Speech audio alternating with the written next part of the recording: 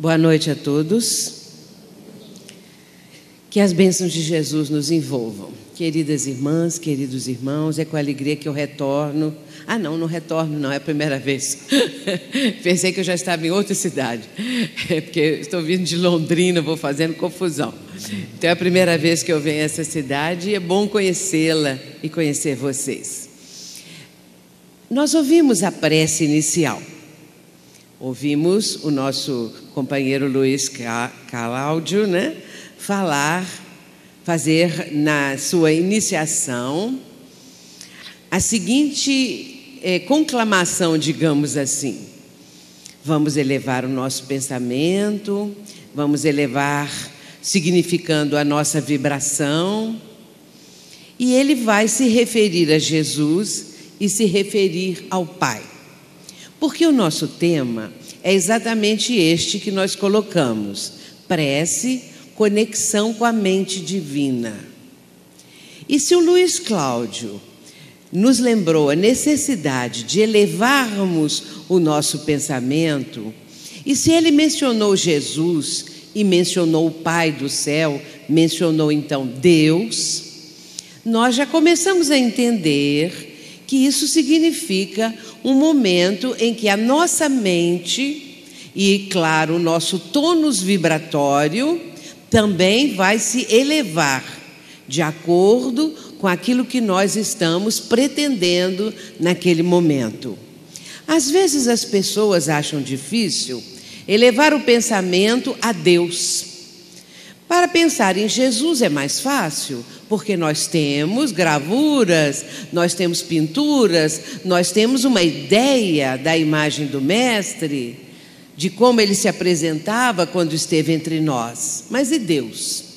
Bem, Deus, nós não temos uma noção, nós não temos uma ideia.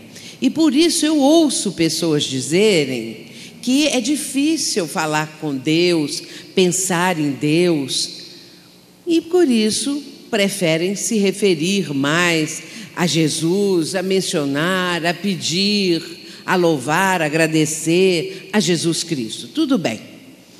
O importante é nós entendermos essa necessidade da prece, da oração. Porque nós estamos vivendo num mundo muito difícil. Nós estamos atravessando uma crise mundial. Todo o nosso mundo está vivenciando esta crise. É uma crise de valores, é uma crise de âmbito moral, espiritual. E nunca foi tão necessária essa elevação de pensamento, a prece, a oração, a reza, seja que nome queiramos dar, mas que signifique realmente uma conexão com o mais alto. Hoje em dia, nós sabemos, a conexão através da internet é uma expressão que agora é muito comum se dizer, mas também precisamos fazer essa conexão com Deus, com o amor divino, com o Pai do céu, com o Criador. E como eu disse, a dificuldade está exatamente em imaginarmos onde está Deus. Como nós vamos compreender essa necessidade dessa sintonia com o Pai do céu? Nós somos filhos de Deus, fomos criados por Ele, mas sabemos muito pouco. Nós não temos uma ideia precisa, nós não temos assim algo mais palpável, concreto, se assim podemos dizer, diante daquele que é o amor, como diz João Evangelista, ou que é o incompreensível para nós, devido ainda à nossa pouca evolução.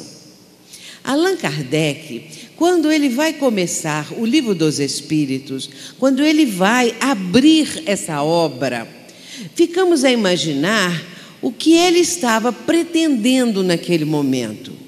E imagino o mestre leonês a conjecturar consigo mesmo que tema ele abordaria em primeiro lugar.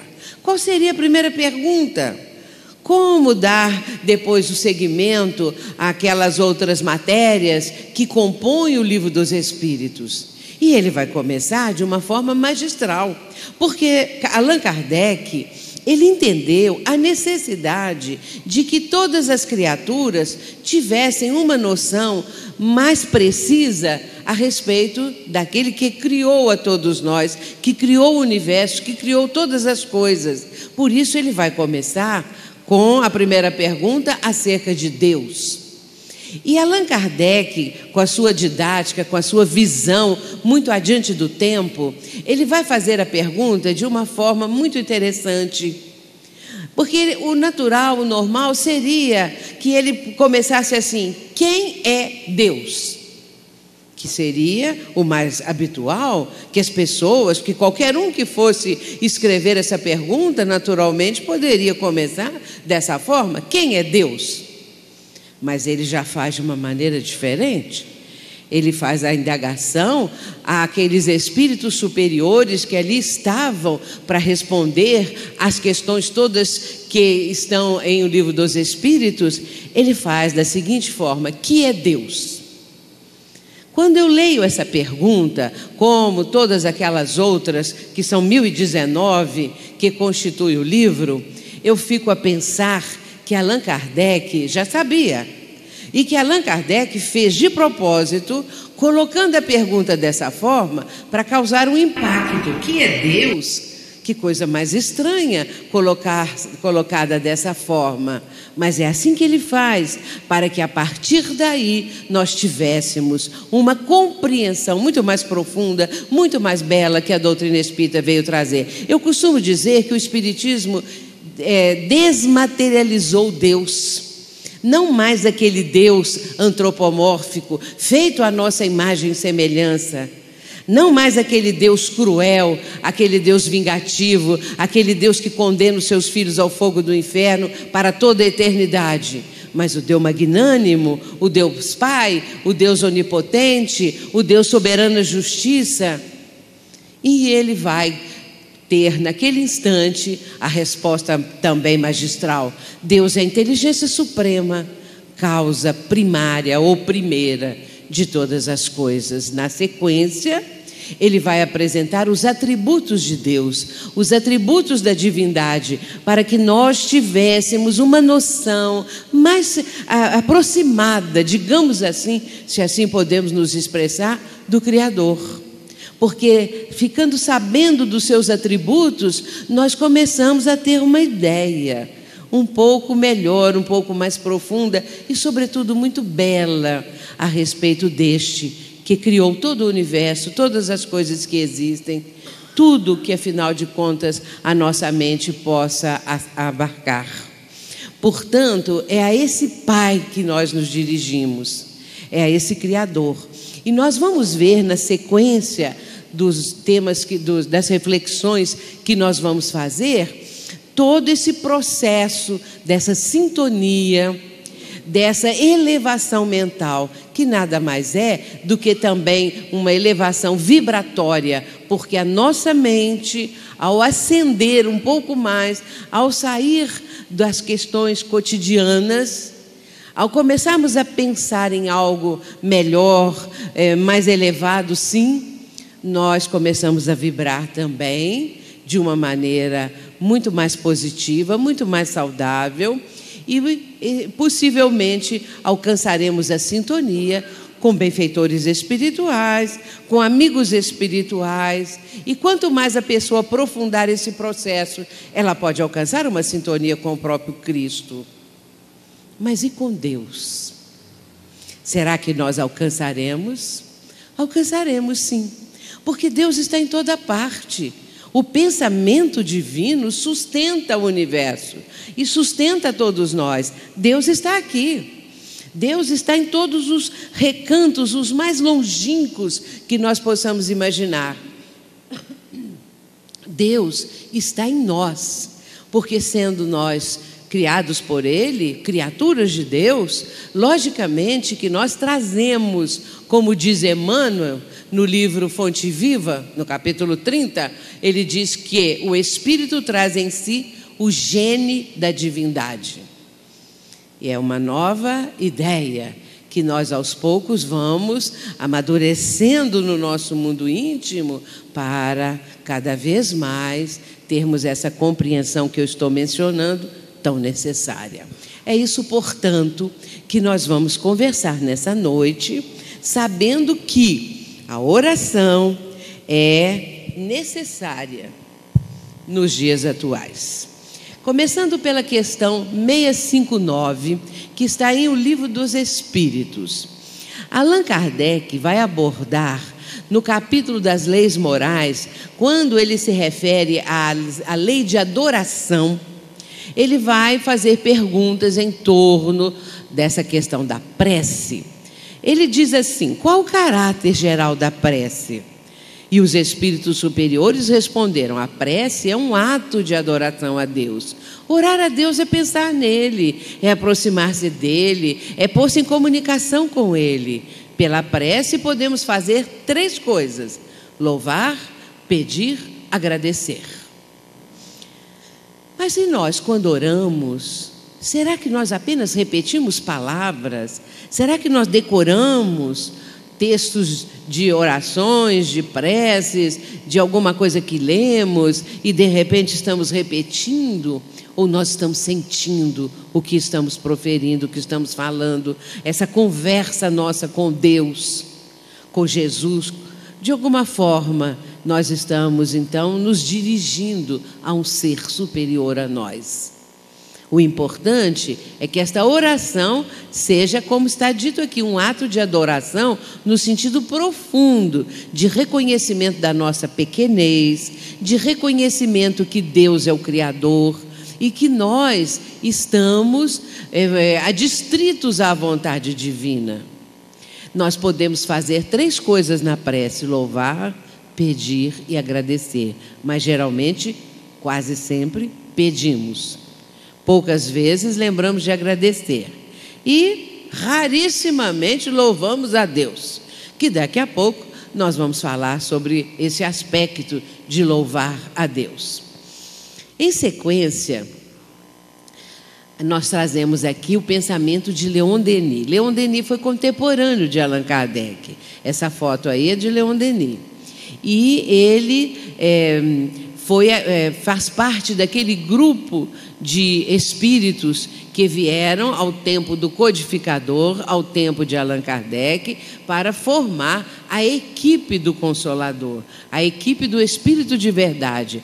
Muitos estavam no plano espiritual e muitos encarnados para trazerem a Allan Kardec a contribuição do trabalho que cada um veio apresentar para a humanidade, e corroborando e fortalecendo tudo o que Allan Kardec estava trazendo.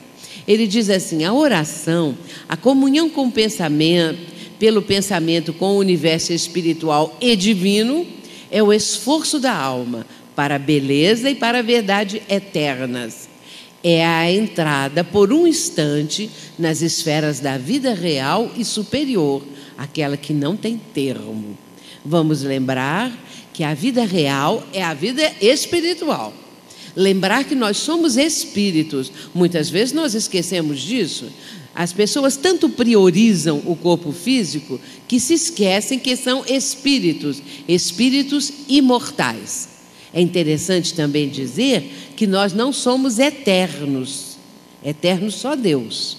Lembremos que a palavra eterno significa aquilo que não tem começo, ou aquele que não tem começo, como também não terá fim.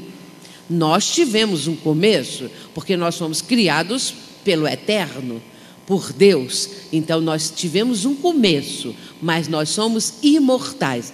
Nunca morreremos, nunca nos extinguiremos. Nós prosseguiremos até alcançarmos a perfeição relativa, conforme o Espiritismo nos mostra. E isso é tão lógico, tão racional, porque nós não podemos jamais imaginar que Deus nos criou apenas para essa vida aqui terrena.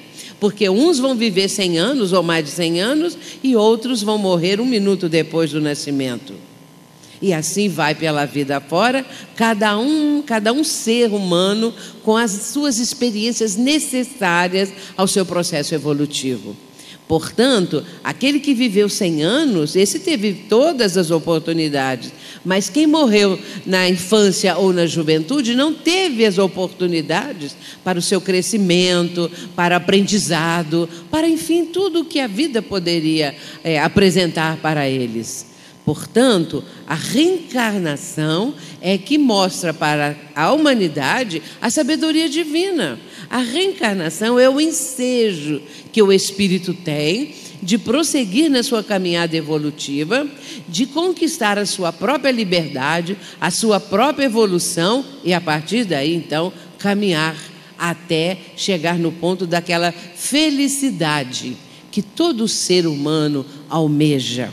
Nós sabemos que no momento atual nós temos instantes de felicidade.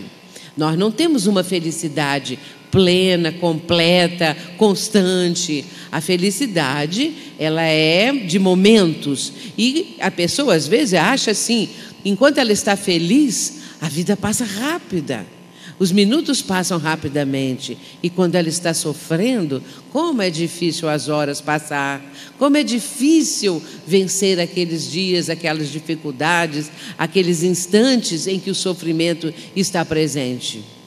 Porque, como se diz, a felicidade completa não é desse mundo. Mas nós que viemos do mundo espiritual e para ele retornaremos, temos lá no mundo espiritual a nossa pátria de origem. E este momento aqui na Terra é passageiro, é impermanente, é fugaz. A vida terrena, mesmo que a pessoa consiga viver uns 100 anos, por exemplo, isso é assim, um instante diante da imortalidade.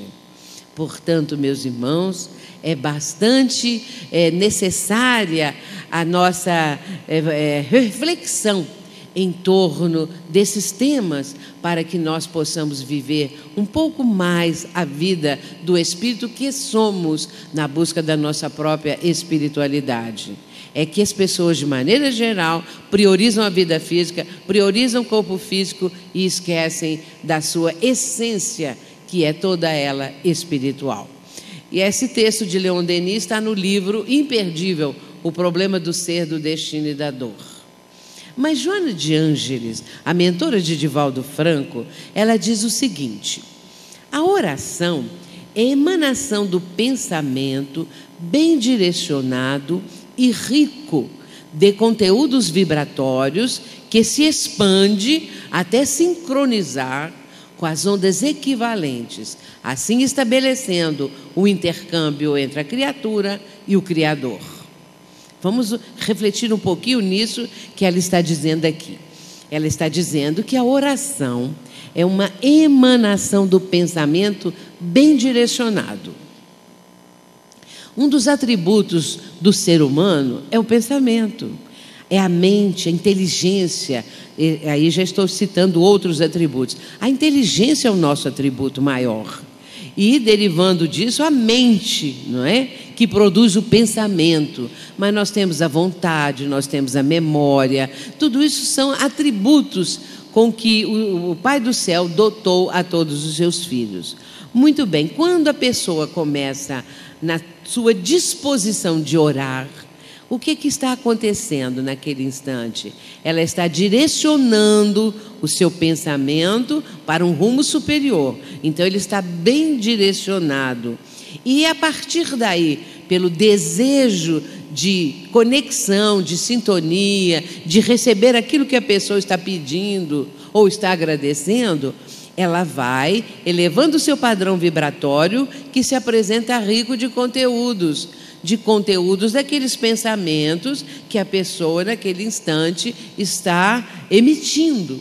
E a partir daí ela vai sincronizar, vai entrar em sintonia com outras ondas equivalentes. Nós temos que lembrar que tudo no mundo é sintonia, é atração, é afinidade. A lei de atração, ela vige em todo o universo. Ela impera em todo o universo. Nós estamos aqui nesse momento atraídos pelo interesse de ouvir o tema. atraídos pela ideia da doutrina, as ideias da doutrina espírita, os ensinamentos. Alguma coisa atraiu a cada um aqui presente. Mas isso é na nossa vida. A criança, desde bem pequenina, ela já começa a demonstrar uma atração por alguns coleguinhas, quando ela já está na creche, quando ela começa os seus estudos, aquela criança vai se sentir atraída pelos coleguinhas com os quais ela sente uma afinidade que ela não sabe explicar, é claro. E assim é a nossa vida toda. Quando adultos, nós vamos ter também essa atração em relação a pessoas, a lugares, a coisas, aquilo que preferimos. Então, isso tudo vai formar um conjunto na vida da pessoa. E a partir daí, aquelas criaturas que têm o mesmo tipo de gosto, de tendência que nós temos, vão também se aproximar, porque essa sintonia, ela impera. Aí chegamos à seguinte conclusão, que nós somos a soma de muitos que pensam como pensamos. Muitos, muitos e muitos estão aí espalhados, espíritos encarnados ou desencarnados, espalhados pelo mundo todo, também pelo plano espiritual, que pensam como nós. E eles se aproximam. Por isso é que Paulo, o apóstolo, vai dizer numa de suas epístolas: nós temos uma nuvem de testemunhas. Porque essas testemunhas, espíritos encarnados ou desencarnados, se aproximam de nós, porque nós temos a mesma preferência, a mesma tendência, o mesmo gosto para determinadas coisas, e aí nós nos aproximamos. Muito bem, a sintonia, no caso da oração, é aquela sintonia que a pessoa está buscando para ter uma melhoria de alguma coisa que ela está pedindo. Para que aquilo que ela está pedindo a Deus, a Jesus, a um santo, aquilo que ela está pedindo, ela espera alcançar através da proteção daquela entidade que no momento ela dirige a sua prece. E pela lei da sintonia, o Espírito, a entidade, ou seja, o Jesus, ou seja, também o Criador, as emissões mentais da pessoa, como ondas, elas vão alcançando o alvo. E ondas equivalentes, ou seja, pensamentos equivalentes, formam essa sintonia de conjunto todo. Isso está no livro Jesus, o Evangelho, à luz da psicologia profunda, que é de autoria de Joana de Ângeles. No conturbado oceano de vibrações mentais negativas, desequilibradas, em que o mundo se encontra, os momentos de prece abrem clareiras de luz, de paz e de reconforto. Quando num lar as pessoas estão em litígio, em que as pessoas não se entendem, quando as pessoas estão naquele nível muito baixo de conversação, de agressões, seja do que for, se alguém neste local orar, mas orar nessa busca de uma sintonia mais elevada, é como uma luz que de repente se acende naquele lar, naquele local. Por isso, a prece, ela acende esta luz, por menorzinha que seja essa luzinha, à medida que a pessoa vai orando, ela pode se ampliar e vai trazer benefícios, é claro, para aquela pessoa e para os demais que convivem com ela. Para os indivíduos espiritualizados que já despertaram para a realidade transcendental, orar não é um ato, e sim uma atitude. Orar seria como a respiração da alma.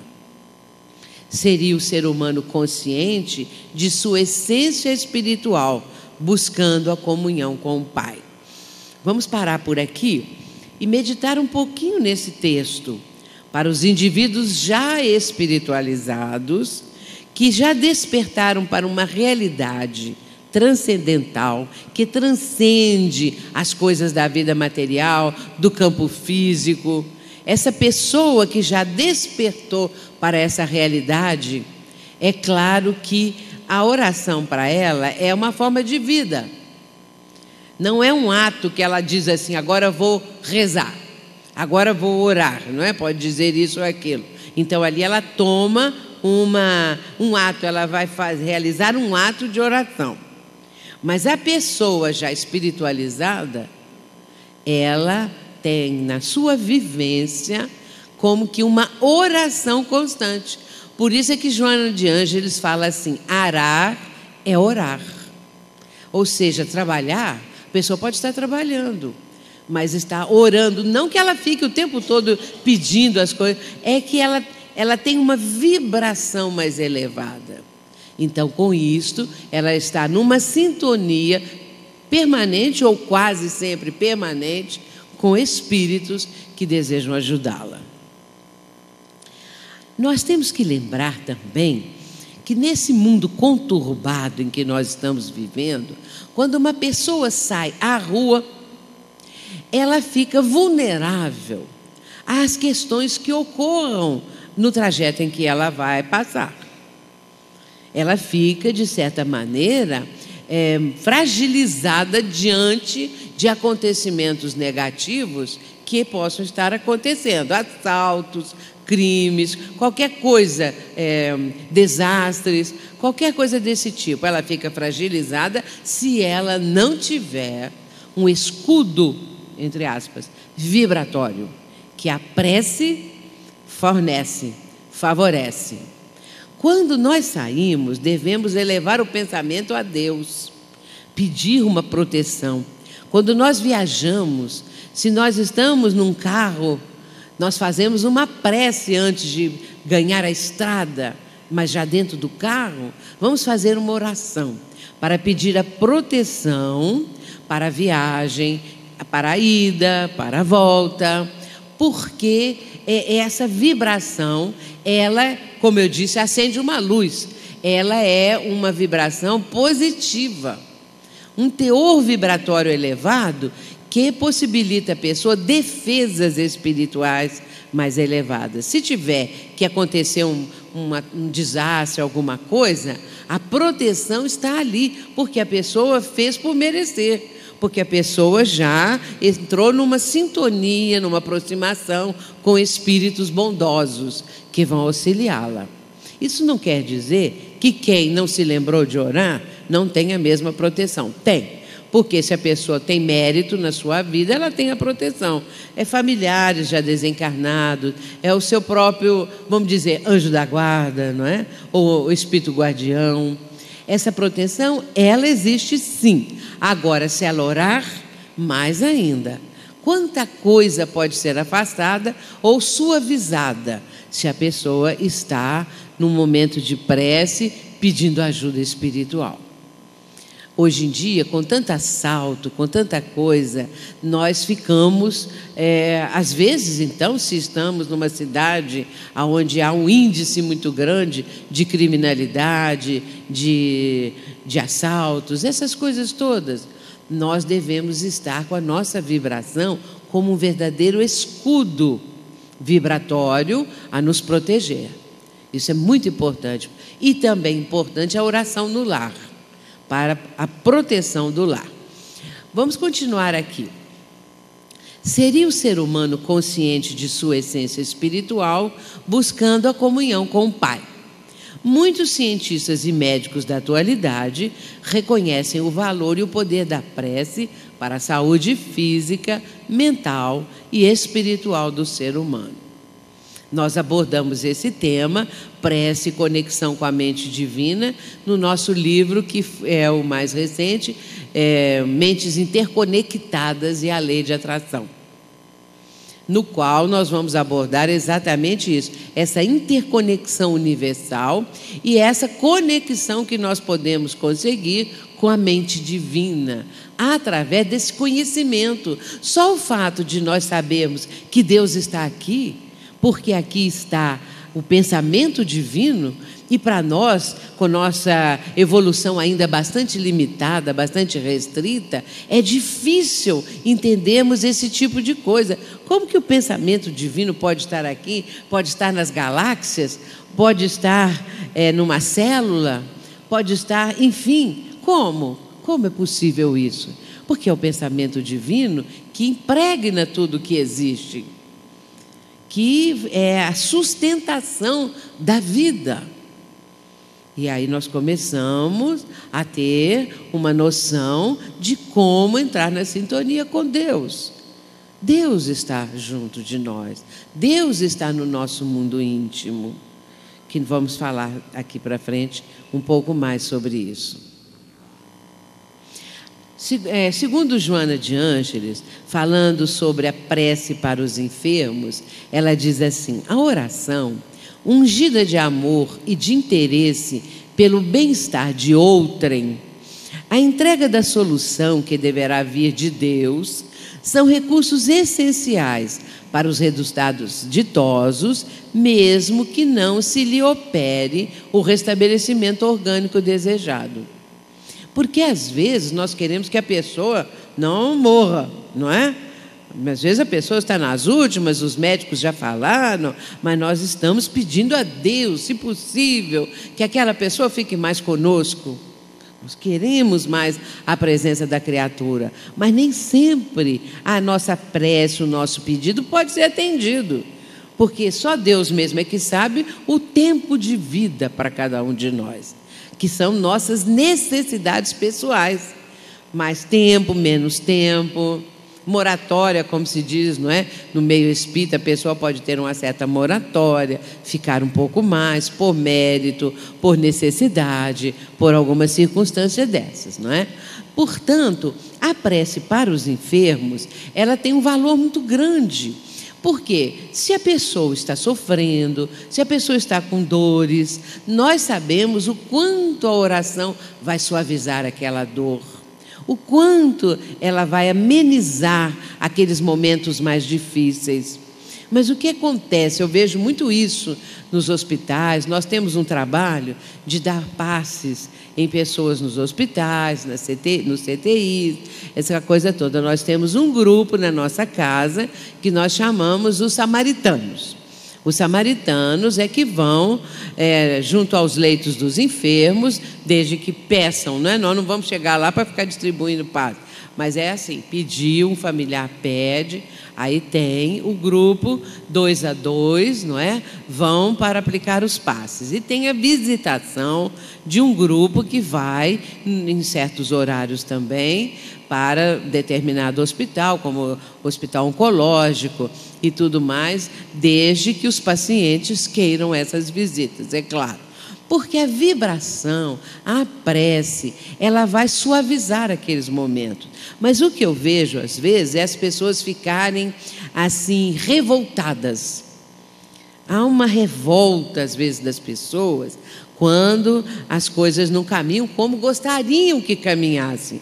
E, muitas vezes, brigam com os médicos, brigam com os enfermeiros, tratam mal, quando deveriam fazer o contrário, para que o seu doente, o seu ente querido que ali está, não é, fosse visto com olhos melhores.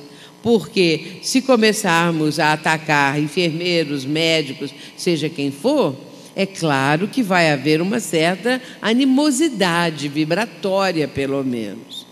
Portanto, o máximo que devemos fazer é essa oração envolvendo médicos, enfermeiros, os outros enfermos do hospital todo, essas coisas todas, porque isso ajuda realmente. Muito bem, então, ela continua dizendo, não é? O mais importante será sempre a comunhão espiritual com a fonte geradora da vida, da qual resultará o incomparável bem-estar que se pode fruir. A oração, ela é também para todos nós uma preparação. Ela aqui, naquele momento que tivemos aqui do início, preparou o ambiente com outras coisas que já estavam preparando também, não é? Mas também é uma forma de preparar o ambiente. Pode ser uma forma também de apaziguar os ânimos, quando a nossa casa, pessoas ali possam estar brigando, com dificuldades de relacionamento. Em qualquer parte, em qualquer lugar, A prece é essa preparação. Preparação para a nossa morte, a nossa desencarnação, preparação para aquele que vai nascer, não é? Aquele espírito que está chegando, preparação para a cirurgia. Nós temos visto muito isso, do quanto uma oração feita junto com aquele que vai passar por uma cirurgia, às vezes delicada, muito grave, como a preparação da prece alcança o íntimo da pessoa, porque ela fica mais calma, mais confiante, mais esperançosa, pode ter também uma recuperação mais rápida, e isso nós temos tido comprovações. E se houver também, juntamente com a oração, o passe, o benefício então fica completo. O passe para o enfermo, o passe para esse que está necessitado. Nós estamos nos referindo a essa circunstância, não é? Do passe para o necessitado. Como eu disse, a prece, ela suaviza e ameniza. E nós vamos relatar para vocês um caso que está no livro Memórias de um Suicida. Memórias de um Suicida, quem não leu deve ler. É um livro notável. Um livro simplesmente fantástico, muito rico de conteúdo, de casos, de ensinamentos, de situações maravilhosas no atendimento aos suicidas.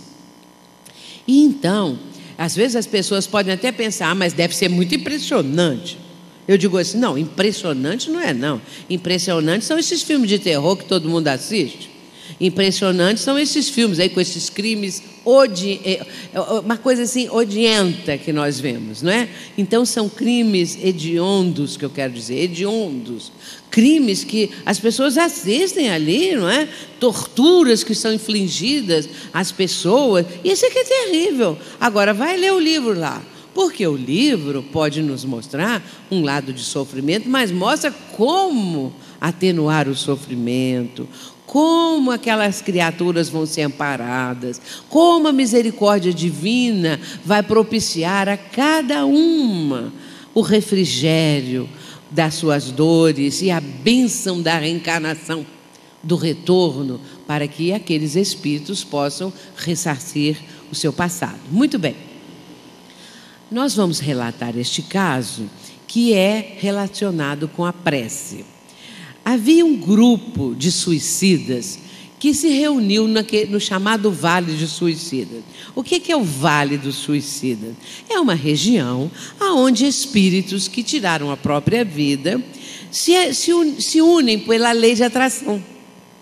Então, o local ele é condizente com as emanações mentais daqueles espíritos que ali estão.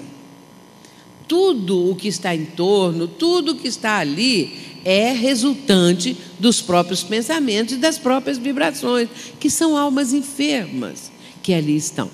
Mas havia um grupo que se afinizou muito. E este grupo, cada um relatava o seu passado, sua dor, seu sofrimento, o motivo pelo qual chegou aquele ato final. E eles viviam assim, juntos. Até que, em certa época, eles já estavam em condições de serem atendidos. E foram levados para uma colônia espiritual denominada Legião dos Servos de Maria. Essa colônia espiritual tem como patrona, como mentora, a própria Maria de Nazaré, a Mãe Santíssima de Jesus. Muito bem, e ali há também o Hospital Maria de Nazaré. Esse grupo de espíritos foi levado por espíritos guardiães que vieram dessa Legião dos Servos de Maria, que vieram também desse hospital, para conduzi-los ao Hospital Maria de Nazaré. E eles foram levados para uma enfermaria e ficaram todos juntos nessa tal enfermaria, porque eram espíritos que tinham uma afinidade maior. Mas entre esses espíritos havia um que era o mais sofredor de todos. Foi o que se julgou sob as rodas de um trem. Este é o que sofria mais, não é? É a repercussão do ato. Porque o que acontece? A mente não desliga daquele momento final. E com isso, aquela reconstituição que a própria mente da pessoa está induzindo, faz com que a criatura sofra a situação várias vezes, novamente. De todos era o mais necessitado. Ali eles começaram a receber toda a proteção, o tratamento espiritual, porque o perispírito estava necessitando. Lembremos que o perispírito é o corpo fluídico do espírito. Para quem não sabe, tenha uma ideia, eu vou dizer. Quando uma pessoa fala assim, eu vejo o espírito do meu pai, eu vejo o espírito da minha mãe, da minha irmã, do meu marido, o que a pessoa está vendo? Na verdade é o perispírito, que é esse corpo fluídico do espírito, porque o espírito propriamente é a inteligência, é a centelha, essa centelha que nós temos de inteligência. Então, a questão 76 do Livro dos Espíritos, Kardec pergunta assim, quem são os espíritos? E a resposta, são seres inteligentes da criação. Mas essa centelha, essa inteligência tem um corpo fluídico que reveste a inteligência, claro, não é? E com isso, quando o espírito encarna ou reencarna, ele vai ter um corpo de carne, mas ali está o perispírito e o espírito. O corpo morre, volta para o plano espiritual, o espírito com o seu perispírito. Então, aquele que lesou o próprio perispírito, pelo esse ato extremo do suicídio, ele precisa recompor o perispírito, porque vibratoriamente o perispírito fica também desequilibrado, digamos assim, naqueles seus vórtices energéticos. Muito bem, então eles estavam nesse tratamento e eles também recebiam orações, vibrações, tudo o que era possível fazer para que eles melhorassem.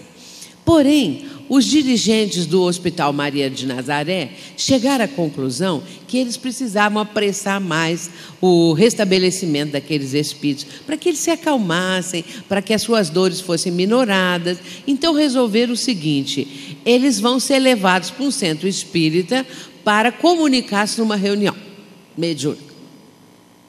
Porque através do contato com o encarnado, que tem fluidos mais animalizados, não é?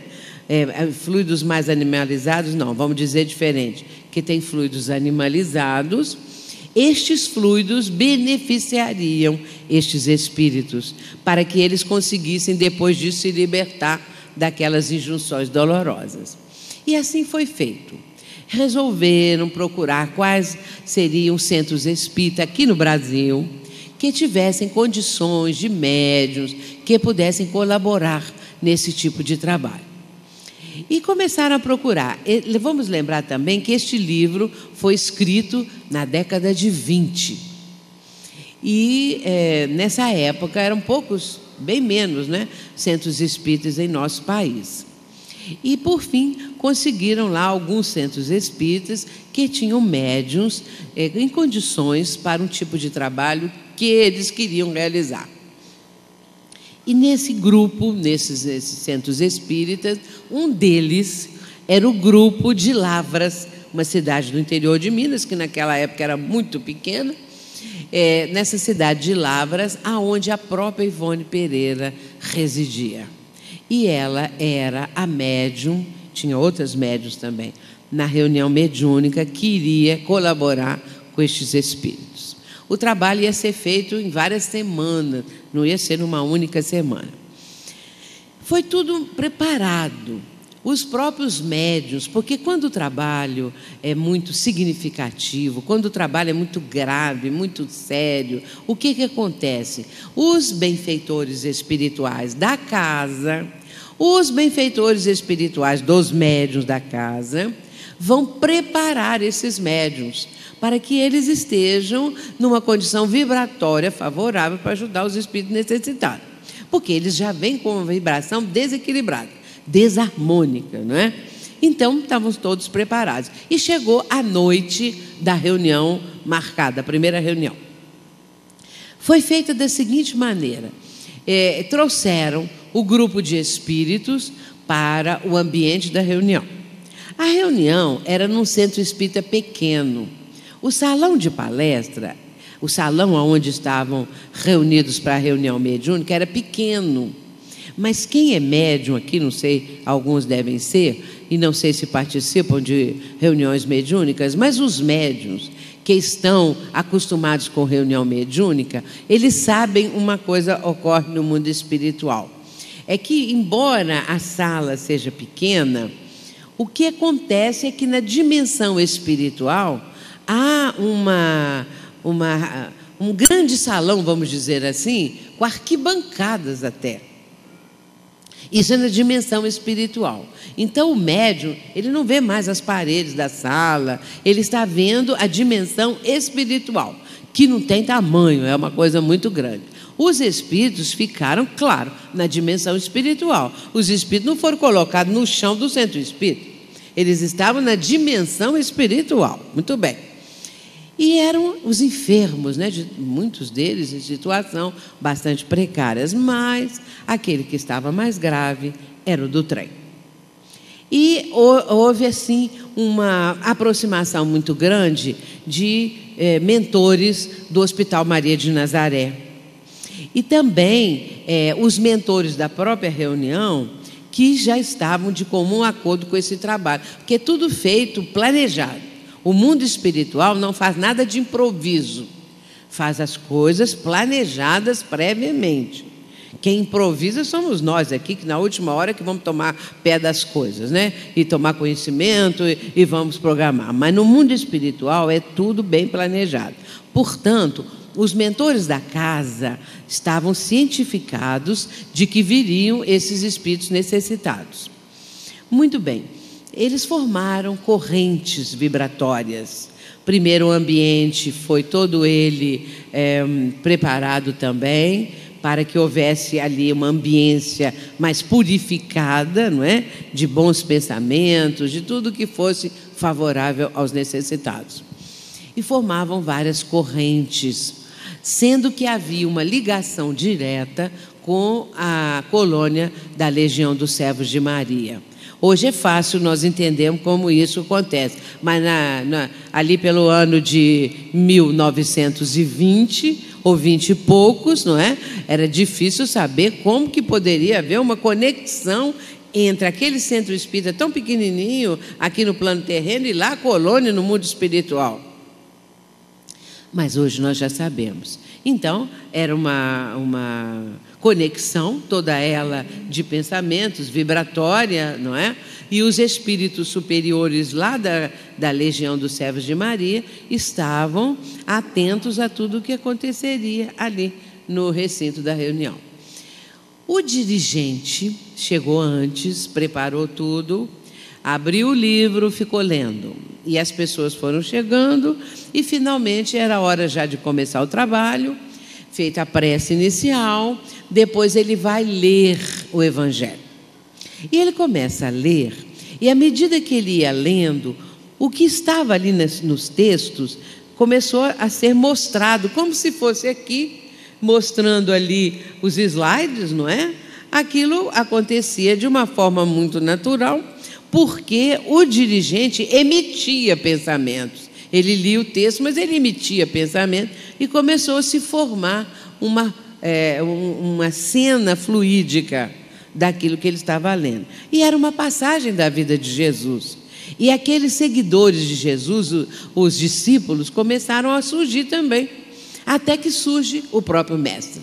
Quando Jesus surge nessa tela fluídica, o que acontece? O suicida do trem, que estava já naquele sofrimento, naquela ansiedade, vendo aqueles vultos do Evangelho, quando ele vê Jesus, ele dá um grito, chamando por Jesus. E aí ele pede socorro. Quando ele pede socorro a Jesus, imediatamente os mentores o trazem para colocá-lo em vibração com a médium, que a gente supõe que era a própria Ivone Pereira, em ligação com a médium. E ele fica próximo à médium. E ela começa, então, a sentir aquele mal-estar, aquela situação de agonia que ele sentia. E ele via também sobre a mesa se transformou para ele como se fosse a linha do trem. Havia ferro ali, em cima da mesa. Era isso que ele imaginava, porque era isso que estava na mente dele. Então ele via aquela cena, não é? E a única pessoa dos encarnados que ele via, ele espírito, era o dirigente. E ele aí começa a pedir ajuda ao dirigente. E o dirigente não sabia propriamente do que se tratava, porque ele não tinha assim, uma mediunidade com uma percepção mais acentuada. Mas ele percebeu, pela ajuda do mentor da casa, ele percebeu que era uma reunião diferente, que algo diferente estava acontecendo. E ele sentiu que o espírito era sumamente necessitado. E quando ele sentiu isso, ele vai fazer uma prece. E aí nós chegamos na prece, para que vocês tenham uma ideia. A prece que ele faz não está registrada no livro, conforme às vezes preces que são anotadas, não é? Nos livros de André Luiz, nos livros de Manuel Filomeno de Miranda, através de Divaldo. A prece não é mencionada, mas sim como ela aconteceu. Ele começa a fazer a prece em voz alta. E os outros integrantes do grupo começam a acompanhar a prece mentalmente. Não era alto, em voz alta, não. Mentalmente, porque já estavam acostumados. Eles começam a mentalizar aquela prece, formando aquele conjunto. Por sua vez, todos os espíritos presentes começam também a orar junto. E o dirigente foi ficando tão envolvido naquela vibração elevada, e ele vai pedindo pelos sofredores, por aquele espírito sofredor, e ele vai pedindo, e a prece atinge o alvo sagrado. A prece vai a Jesus. E aí, meus irmãos, vem o seguinte, está escrito lá, que a prece atinge o alvo sagrado, que é Jesus, e ela retorna aquela vibração que foi como um jato de luz vertical, vai a Jesus e retorna para envolver o suicida.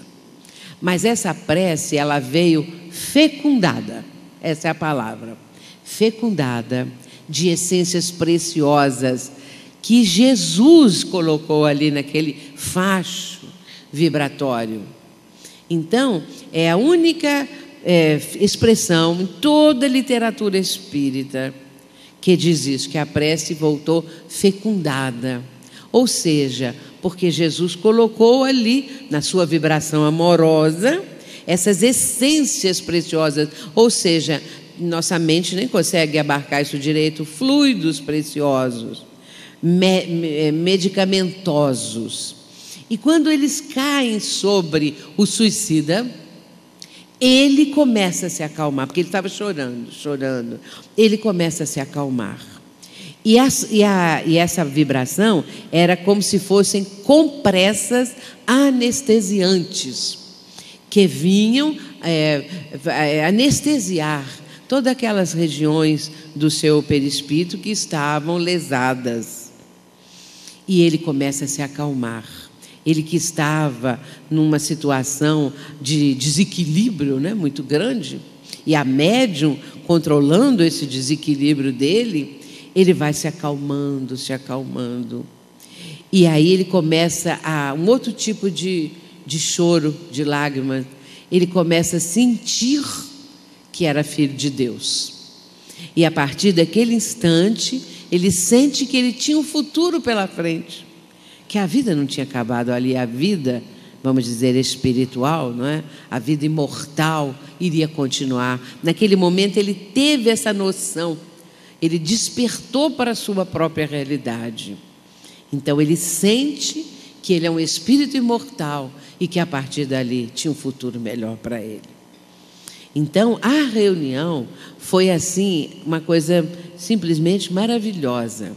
E a mesa aonde estava, na imaginação dele, a própria via férrea, a mesa se torna como que toda ela um facho também de luz resplandecente. Quem tem esse livro, leia de novo se já leu. Quem ainda não leu, leia, porque isso aí é um instantinho do livro. O livro é maravilhoso, o livro é de uma beleza e emociona, porque aí vem, eu estou falando uma síntese do que aconteceu. Mas quem vai ler mesmo as minúcias vai ver que maravilha foi aquele momento e os outros casos que são relatados no livro. São muitos casos, muitos casos. Muito bem, então a prece, ela pode chegar nesse ápice, não é? Ela pode ter essa reação de beneficiar uma criatura como essa, que estava passando um sofrimento superlativo. Mas nossas preces, nas nossas casas, mesmo que não cheguem a esse ponto máximo, elas beneficiam, elas ajudam as pessoas a terem os seus sofrimentos minorados. Portanto, que nós possamos cultivar as preces, as orações em favor do próximo e também, por que não, em favor de nós mesmos, da nossa família. Vamos continuando. Segundo Emmanuel, orar é identificar-se com a maior fonte de poder de todo o universo, absorvendo-lhe as reservas e retratando as leis da renovação permanente que governam os fundamentos da vida. A oração é o mais alto sistema de intercâmbio entre a terra e o céu. Pelo divino circuito da prece, a criatura pede o amparo do Criador, que responde à criatura pelo princípio inelutável da reflexão espiritual, estendendo-lhe os braços eternos, a fim de que ela se erga dos vales da vida fragmentária para os cimos da vida vitoriosa. Isso está no livro do Emmanuel, Pensamento e Vida. Mas, meus irmãos, olha bem o que ele está dizendo aqui. Quando a pessoa ora, ela se identifica com a maior fonte de poder de todo o universo, que é o próprio Criador, que é Deus, e vai absorver as reservas que existem. Por isso que às vezes a gente vê nos livros hoje em dia, que não são livros espíritas, que diz assim: peça ao universo, o universo responde. Porque é claro que a pessoa, ela quando pede, não é, ao universo, ela está pedindo a Deus, é que ela não sabe como que essas questões funcionam, não é? E nessa hora ela vai absorver essas reservas fluídicas, vibratórias, que vão ser benéficas para ela, não é? Então é o sistema de intercâmbio mais alto que existe entre a terra e o céu. É a nossa maneira de entrar em intercâmbio com os planos superiores da vida. E às vezes nós esquecemos de orar, não é? Amanhece o dia e a gente tem que lembrar, graças a Deus estamos aqui de novo, não é? E aí vamos pedir a Deus, a Jesus, a proteção para aquele dia, para a nossa família, para as outras pessoas, para os que ainda estão promovendo a violência, para que sejam tocados e possam mudar, né, de vida, essa coisa toda. E ele chama de divino circuito da prece, porque o que nós vimos aí foi um circuito que aconteceu, não é? A prece teve um impulso vertical, como um facho luminoso, foi até Jesus e voltou num circuito, não é, de resposta para ajudar a criatura necessitada. Quantas vezes nas mediúnicas, nas nossas casas espíritas, esse benefício também ocorre. Não quer dizer que nas nossas casas não possa haver um tipo de trabalho como este. Claro que pode. Depende do grupo, depende desses fatores todos de dedicação, de amor, porque isso aí é amor. O amor que ali naquele instante se somou, não é, no conjunto todo dos integrantes, para chegar até Jesus. E aí, como ele diz aqui, o Criador responde à criatura. Portanto, nós temos esse meio maravilhoso de entrar em sintonia com o Pai. Certa vez, os discípulos pediram a Jesus: Senhor, ensina-nos a orar. Isso está em Mateus, no capítulo 6, nos versículos 9 a 13. Jesus vai proferir a mais perfeita oração que existe, porque é uma síntese notável, o Pai Nosso. E Jesus vai dizer: Pai Nosso, que estás nos céus, santificado seja o teu nome. Venha a nós o teu reino, seja feita a tua vontade, assim na terra como no céu. O pão nosso de cada dia nos dai hoje. Perdoa as nossas dívidas, assim como perdoamos aos nossos devedores. E não nos deixeis cair em tentação, mas livra-nos do mal. Vamos analisar o Pai Nosso, porque às vezes as pessoas fazem o Pai Nosso, mas não sabem o significado. Pai Nosso que estás no céu, santificado seja o vosso nome, venha a nós o vosso reino. Assim é feito o Pai Nosso, não é? E ela não pensa, a pessoa que está orando, não pensa no significado de cada palavra. Quando Jesus fala Pai Nosso, já é uma lição muito grande, porque ele quis mostrar que Deus é Pai de todas as criaturas. Ele podia ter falado meu Pai, porque muitas vezes ele falou meu Pai trabalha e eu trabalho também. Mas naquela hora era o momento de dizer Pai Nosso, para que todos pudessem orar a este Pai, compreendendo que Ele é de todas as criaturas, de todas as humanidades existentes, não é? Por isso é Pai Nosso, que estás nos céus. É interessante ser no plural, porque nos textos que trazem de uma forma mais direta, não é? Do aramaico, do grego também, é no plural, que estás nos céus, mostrando que é em toda parte, não é, do universo. Santificado seja o teu nome. Eu me lembro quando eu era criança, que não tem lá tanto tempo assim, quando eu era criança, tinha aquela coisa assim, não pode falar o nome de Deus em vão. Os católicos, as pessoas dos outros ramos do cristianismo, tinham esse cuidado e falavam isso, não é? Tinha esse respeito de não ficar falando. Agora, hoje, o desrespeito tomou conta de tudo, não é? Já tem o bloco de Jesus para sair no carnaval, no meio daquele desequilíbrio todo, não é? Já tem não sei o que lá de Jesus, não sei o que lá de Deus, uma coisa assim que faltou com o respeito de uma maneira completa e total, não é? Mas nós temos que lembrar que Jesus está ensinando que devemos ter um respeito. O santificado aqui é isso, não é? Santificado seja o teu nome, o nome de Deus. Venha a nós o teu reino. Quantas vezes Jesus falou do reino?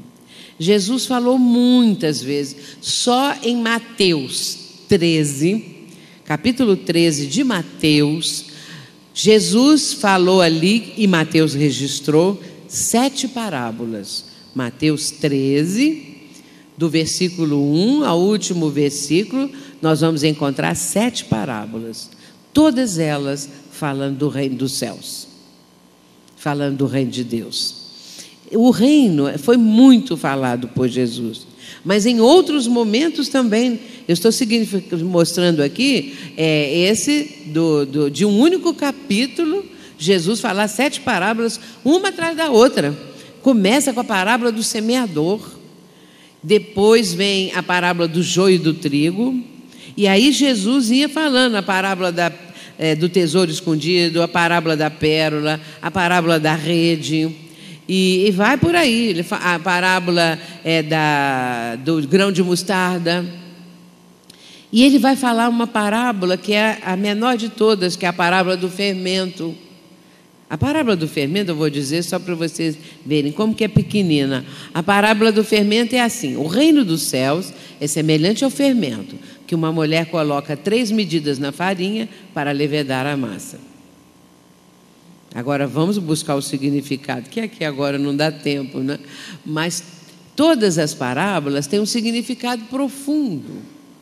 E sempre falando do reino, esse reino que é o mundo espiritual, que é o reino do Pai do céu, não é? O reino, quando alcançarmos a perfeição relativa, iremos usufruir desse reino.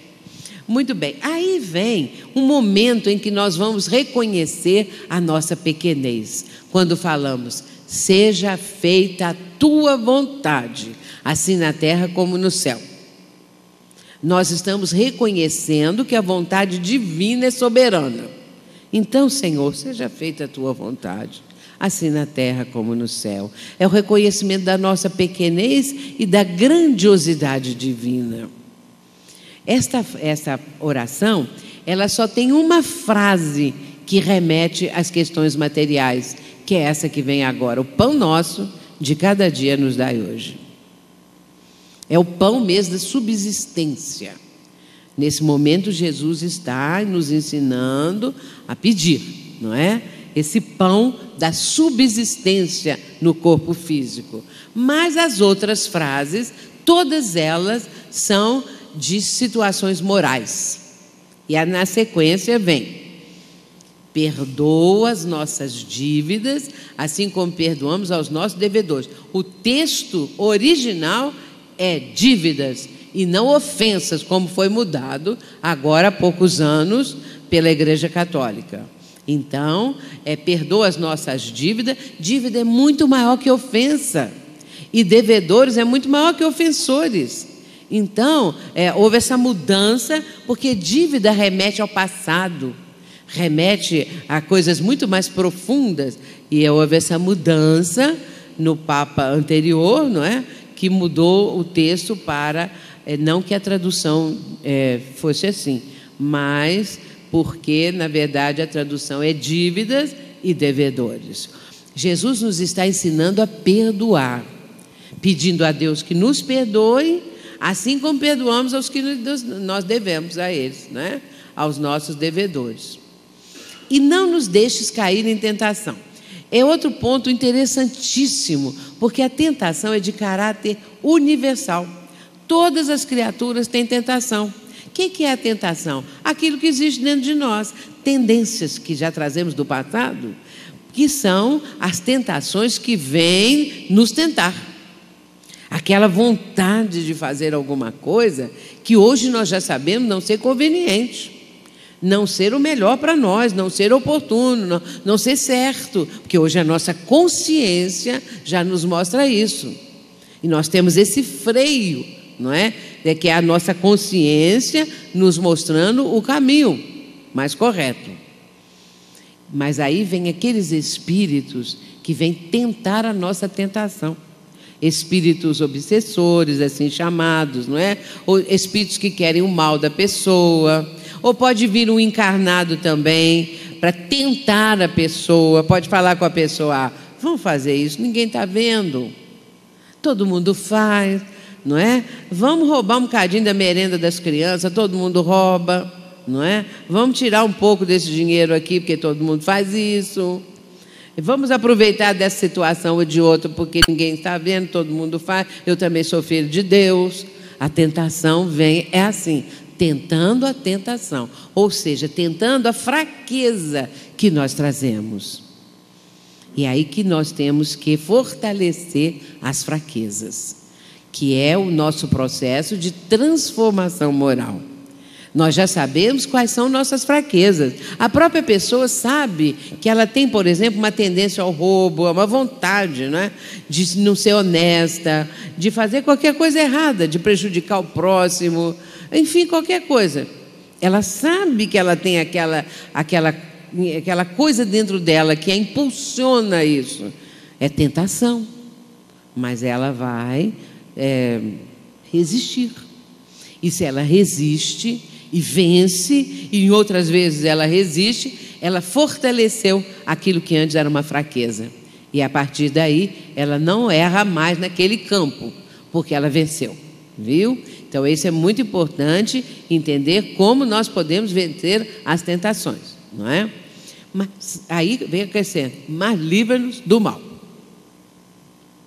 Esse mal, não é? Que está em torno de nós, que está dentro de nós ainda, que é a ausência do bem. O mal é isso, não é?